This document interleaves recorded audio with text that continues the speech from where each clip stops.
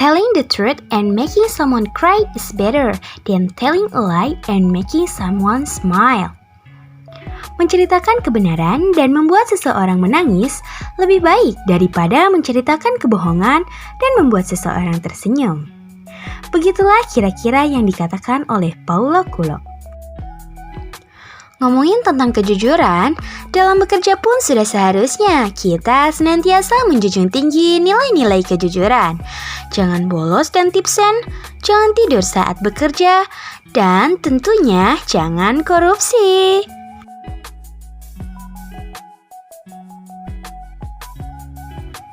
Nah, teman-teman, berkaitan dengan hal tersebut, di sini saya akan berbagi informasi mengenai perekayasaan laporan keuangan.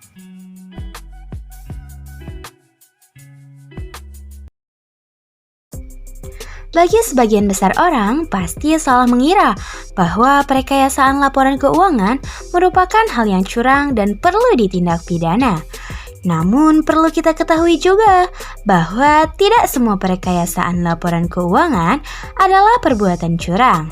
Karena pada dasarnya, proses perekayasaan laporan keuangan adalah proses untuk menjawab pertanyaan mendasar, yaitu bagaimana suatu kegiatan operasi perusahaan disimbolkan dalam bentuk statement keuangan sehingga orang yang dituju dapat membayangkan operasi perusahaan secara finansial tanpa harus menyaksikan secara fisik operasi perusahaan.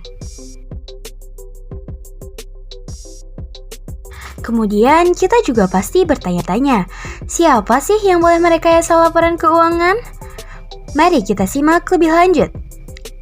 Proses perekayasaan bukan suatu upaya perseorangan atau one-man show, tetapi merupakan upaya tim yang melibatkan berbagai disiplin intelektual dan kekuatan politik. Mengingat perekayasaan tersebut merupakan suatu proses yang serius, yang hasilnya akan berdampak luas dan jangka panjang. Jadi, perekayasaan laporan keuangan itu boleh ya dilakukan atas izin dari berbagai pihak dan berbagai pertimbangan sehingga tidak merugikan siapapun.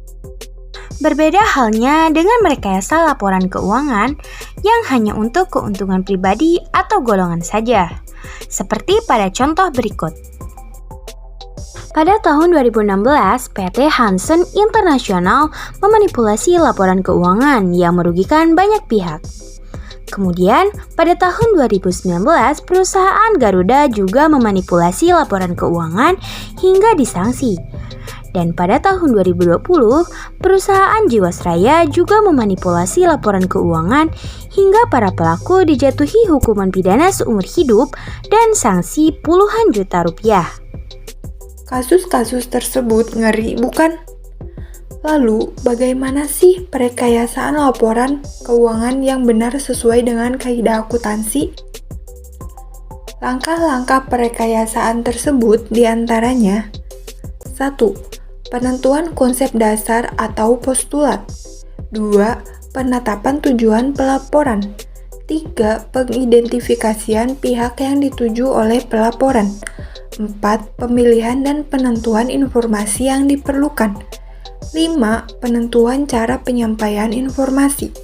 6. Pengidentifikasian kendala-kendala pelaporan. 7. Penyusunan dokumen resmi dalam bentuk pernyataan konsep. 8. Penetapan standar akuntansi dan perencanaan sistem akuntansi dalam rangka penetapan standar. Baik, itu dia langkah-langkah rekayasa laporan keuangan yang baik dan benar.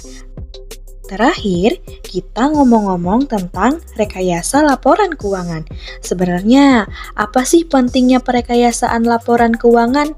Nah, teman-teman, pelaksanaan perekayasaan dalam laporan keuangan pada dasarnya dilakukan untuk membentuk pihak-pihak yang memerlukan laporan tersebut untuk mempermudah dalam menganalisis laporan keuangan yang dimiliki oleh sebuah perusahaan atau organisasi. Baiklah, itu dia seputar informasi mengenai perekayasa laporan keuangan. Jangan lupa di-subscribe, like, dan komen jika yang kurang dimengerti dan untuk berbagi informasi. Terima kasih telah menonton video ini dan sampai jumpa.